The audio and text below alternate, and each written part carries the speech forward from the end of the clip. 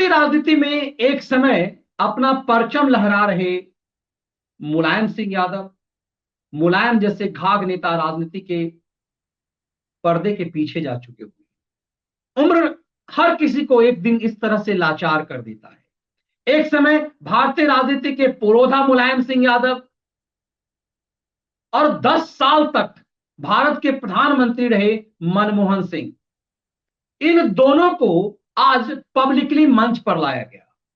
इन दोनों की उम्र इस कदर हो चुकी हुई है, 80 पार इन दोनों बुजुर्गों को चलना फिरना बोलना अब मुश्किल हो रहा है। मुलायम लंबे समय से बीमार चल रहे हैं, कई बार आईसीयू में भर्ती हो चुके, अस्पताल में लंबा समय बिता चुके हैं। आईसीयू रिटर्न मनमोहन सिंह भी हैं, लेकिन ऐसा क्या है कि मनमोहन सिंह और मुलायम सिंह यादव को आज पब्लिकली मंच पर उतारने को बेबस किया गया? ऐसी कौन सी लाचारी हो गई?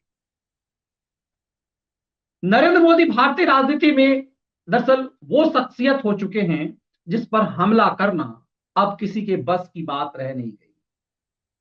मनमोहन सिंह की कुल जमा पूंजी तथा कथित रूप से उनकी ईमानदारी रही है। प्रधानमंत्री नरेंद्र मोदी ने पार्लियामेंट में मनमोहन सिंह के लिए कहा था कि मनमोहन सिंह बाथरूम में रेनकोट पहनकर रहते हैं। मतलब खुद तो अपनी ईमानदारी का से अपने आप को बेदाग रखते हैं, लेकिन पूरी सरकार उनकी भ्रष्ट रही। तो आज कांग्रेस पार्टी को मनमोहन सिंह को सामने लाना पड़ा। अपनी पूरी तरह से लाचार और बिगड़ैल काम के कालिया मनमोहन सिंह को लाना पड़ा, क्योंकि कांग्रेस को यह लग चुका है कि उत्तर प्रदेश के चुनाव में वो कहीं लड़ाई में नहीं है, लेकिन यदि 0/सन्नाटा हो गया, एक भी सीट यदि उत्तर प्रदेश में नहीं मिली तो क्या होगा? चुनाव तो पंजाब में भी है और पंजाब में कांग्रेस की सरकार है, लेकिन पंजाब में चरणजीत सिंह चन्नी के एक बयान ने उत्तर प्रदेश की राजनीति को भी प्रभावित कर दिया है। ऐसे में कांग्रेस बिल्कुल बेबस कंडीशन में पहुंच गई और इस बेबसी ने मनमोहन सिंह को लाचार कर दिया। मनमोहन सिंह को सुनिए, उनके होठों को की हालात देखिए, उनका बॉडी लैंग्वेज देखिए और शब्द तक पढ़ने की उनकी समझ आ गई होगी कि नेताओं ਨੂੰ ਜ਼ਬਰਦਸਤੀ ਜੱਫੀ ਪਾਉਣ, ਉਹਨਾਂ ਨੂੰ ਝੂਠੇ ਦਿਵਾਉਣ ਜਾਂ ਬਿਨਾਂ ਬੁਲਾਏ ਬਿਰਿਆਨੀ ਖਾਣ ਪਹੁੰਚ ਜਾਣ ਨਾਲ ਦੇਸ਼ ਦੇ ਰਿਸ਼ਤੇ ਨਹੀਂ ਸੁਧਰ सकते।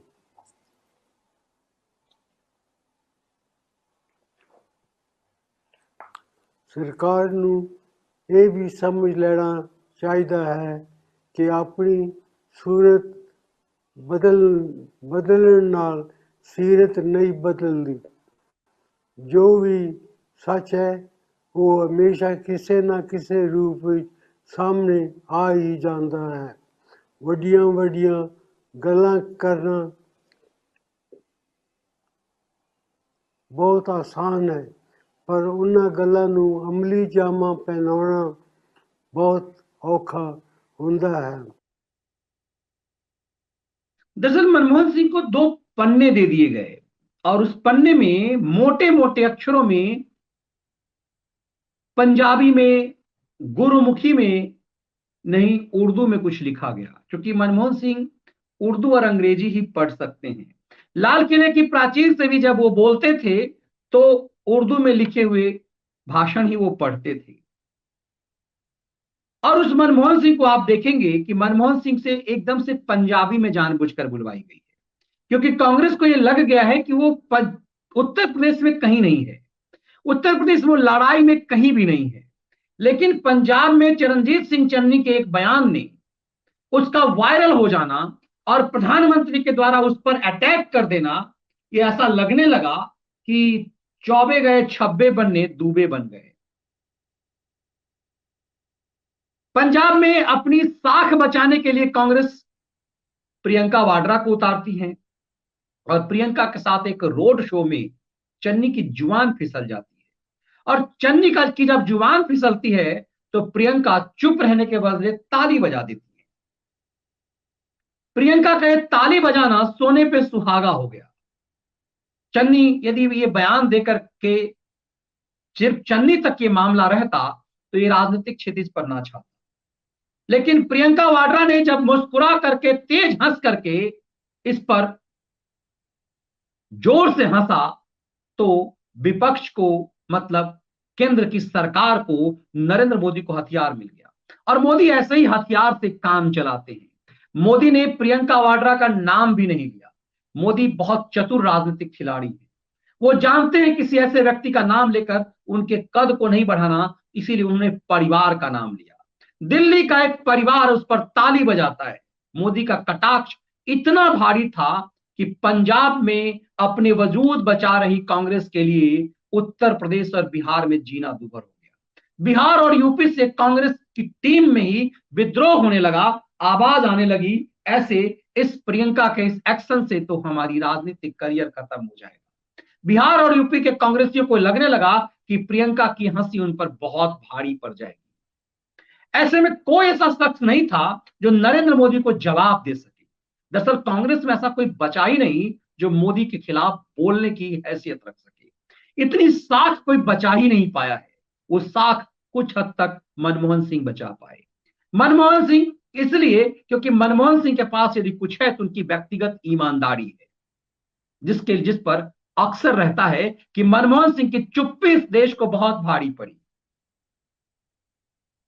मनमोहन सिंह एक ऐसे शख्स रहे कि अपने गुरु पीवी नरसिम्हा राव का अपमान सुनने के बाद, सहने के बाद भी चुप रहे। उनके पार्थिव शरीर का अपमान हुआ, मनमोहन सिंह चुप रहे। जिस नरसिम्हा राव ने मनमोहन सिंह का जिंदगी बनाया, मनमोहन सिंह गप गप गोले खाते रहे, रसगुल्ले खाते रहे, प्रधानमंत्री की कुर्सी से चिपके रहे। मनमोहन सिंह का स्वाभिमान कभी नहीं जगा 10 साल में। हर जगह भारत के प्रधानमंत्री के कुर्सी पर बैठे मनमोहन सिंह जब कभी भी कैमरे के सामने भी सोनिया को देखते थे तो बेबस नजर आते थे। मनमोहन सिंह की यह बेबसी देश को चुभती थी, क्योंकि वो सिर्फ मनमोहन सिंह नहीं थे, वो भारत के प्रधानमंत्री थे। और अक्सर देखा जाता था कि सोनिया को के सामने देखते ही प्रधानमंत्री मनमोहन सिंह सिहर जाते थे, हाथ जोड़ते थे, और कैमरे के सामने सोनिया उन्हें इग्नोर करके चली जाती थी। देश को यह समझ में नहीं आता कि सोनिया ने उस दौर में कैसी कैसी गलतियां की हैं। लेकिन मनमोहन सिंह की सज्जनता कायम रही। आज उसी मनमोहन सिंह के माध्यम से कांग्रेस ने मोदी पर हमला करने की कोशिश की। आप यदि मनमोहन सिंह के बयान को देखेंगे तो वो पंजाबी में बोलते हैं, संदेश पंजाब को दे रहे हैं, यूपी को नहीं दे रहे हैं, लेकिन हमला नरेंद्र मोदी पर कर रहे हैं। वो किस तरह से पन्ने पलट रहे हैं, एक बार भी कैमरे पर देख नहीं पा रहे हैं। ये चीजें दिखती है कि पूरा सब कुछ कांग्रेस का खेल कैसे हो गया।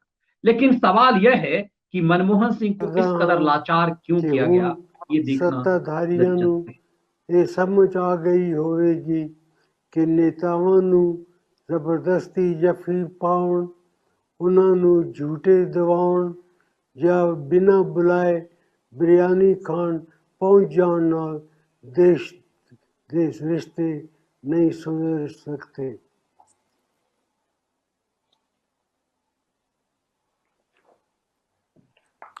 ਸਰਕਾਰ ਨੂੰ ਇਹ ਵੀ ਸਮਝ ਲੈਣਾ ਚਾਹੀਦਾ ਹੈ ਕਿ ਆਪਣੀ ਸੂਰਤ ਬਦਲਣ ਨਾਲ ਸੀਰਤ ਨਹੀਂ ਬਦਲਦੀ। ਜੋ ਵੀ ਸੱਚ ਹੈ ਉਹ ਹਮੇਸ਼ਾ ਕਿਸੇ ਨਾ ਕਿਸੇ ਰੂਪ ਵਿੱਚ ਸਾਹਮਣੇ ਆ ਹੀ ਜਾਂਦਾ ਹੈ। ਵੱਡੀਆਂ ਵੱਡੀਆਂ ਗੱਲਾਂ ਕਰਨਾ ਬਹੁਤ ਆਸਾਨ ਹੈ, ਪਰ ਉਹਨਾਂ ਗੱਲਾਂ ਨੂੰ ਅਮਲੀ ਜਾਮਾ ਪਹਿਨਾਉਣਾ ਬਹੁਤ ਔਖਾ ਹੁੰਦਾ है। अब देखिए, मनमोहन सिंह 90 पार कर चुके हैं। उम्र की अपनी बेबसी होती है, उम्र की अपनी लाचारी होती है, और हर किसी को बूढ़ा होना होता है। मनमोहन सिंह को इस कदर लाचार नहीं करना चाहिए था। आप देख रहे हैं कि वो पढ़ भी नहीं पा रहे हैं, वो पन्ने पलट भी नहीं पा रहे हैं, लेकिन कैमरे के बगल में आकर कोई उनके पन्ने नहीं पलट सकता था। वो पंजाबी में बोल रहे हैं, मतलब संकेत, मैसेज पंजाब को दे रहे हैं, लेकिन बोल किसके खिलाफ रहे हैं? बोल वो प्रधानमंत्री के खिलाफ रहे हैं। इसके मायने समझिए। चूंकि ये सच है कि पंजाब में कांग्रेस, बीजेपी का कोई बहुत बड़ा वजूद नहीं है वर्तमान समय में, लेकिन मोदी के 3 दिन के भाषण ने बीजेपी का वजूद वहां बना दिया है। मनमोहन सिंह हमला कर रहे हैं प्रधानमंत्री का कि बिना निमंत्रण के वो बिरयानी खाने चले गए। कांग्रेस रेगुलर इसी चीज को बोलती है, लेकिन हर कोई मोदी की इंटेंशन को समझता है कि उस समय में वो पाकिस्तान से बेहतर रिश्ता बनाने का एक प्रयास कर रहे थे। वो शुरुआती दौर था जब दक्षिण एशिया के नेताओं को उन्होंने, राष्ट्राध्यक्षों को उन्होंने बुलाया था, इसीलिए पाकिस्तान के प्रधानमंत्री के जन्मदिन के अवसर पर वो वहां चले गए थे, बधाई दिया। और उस समय उनकी बिटिया की शादी का समय चल रहा था, वो चले गए थे और इतना कैजुअल बना दिया था। इसी की कीमत आज भारत वसूल रहा है। लेकिन मनमोहन सिंह से इसी पर बयान दिलवा रहे हैं, मतलब मोदी के बिरयानी पर। दो ही लाइन मनमोहन सिंह बोल पाते हैं, ये 2 पन्ने में 2 लाइन बोल पाते हैं मनमोहन सिंह। एक नरेंद्र मोदी के बिरयानी पर कि बिरयानी खाने बिन बुलाए चले गए, ये लगातार कांग्रेस बोलती रही है, नया कुछ भी नहीं मनमोहन सिंह से बुलवाया। दूसरी बात ये कि चेहरा बदल लेने से, मतलब सीधे प्रधानमंत्री पर हमला कर रहे हैं कि वो बार बार जो कपड़े बदलते हैं उससे सीरत नहीं बदल जाती है। मतलब ये 2 लाइन बोलने में मनमोहन सिंह को इतना वक्त लगा। ये मनमोहन सिंह की बेबसी है, ये उम्र की बेबसी है। लेकिन कांग्रेस को ये लगता है कि मनमोहन सिंह के अलावा कोई भी ऐसा शख्स नहीं है जो उन्हें प्रधानमंत्री के तीखे बाण से बचा सके। यही कारण है कि 90 पार हो चुके मनमोहन सिंह को इस कदर बेबस किया गया। लेकिन इससे भी ज्यादा बेबस अखिलेश यादव ने अपने पप्पा का किया, अपने अब्बा जान का किया। अखिलेश यादव को यह लगने लगा, यह साफ हो गया कि अब करहल के चुनाव को वो हार रहे हैं। इसीलिए अखिलेश ने अपने उस पिता को आज सार्वजनिक मंच पे उतार दिया जो पिता चलने फिरने के कंडीशन में भी नहीं है। अलग अलग चीजों पर यह देखा गया कैसे मुलायम सिंह यादव को करहल में उतारा गया। करहल वो क्षेत्र है जहां मुलायम सिंह यादव अपनी प्राइमरी स्कूल के टीचर हुआ करते थे, उस मैनपुरी इलाके में। ये पूरी तरह से यादव बहुल इलाका है, यहीं वो पहलवानी करके अपना पॉलिटिकल करियर शुरू किया। लेकिन ऐसा लगने लगा अखिलेश को कि यदि वो करहल में हार जाएंगे तो उनकी बर्बादी तबाही हो जाएगी। मुलायम सिंह यादव भी बूढ़े हो चुके हुए हैं, 80-85 के पार हो चुके हैं। 85 पार मुलायम सिंह के लिए चलना फिरना सब दुबर हो चुका है। ऐसे कंडीशन में आपने देखा होगा जब वो पार्लियामेंट जाते हैं 3-4 लोग उन्हें पकड़ करके उन्हें कंधा दिए होते हैं। ऐसे कंडीशन में मुलायम सिंह यादव से एक वीडियो जारी करवाया जा सकता था जैसे मनमोहन सिंह से जारी कराया गया।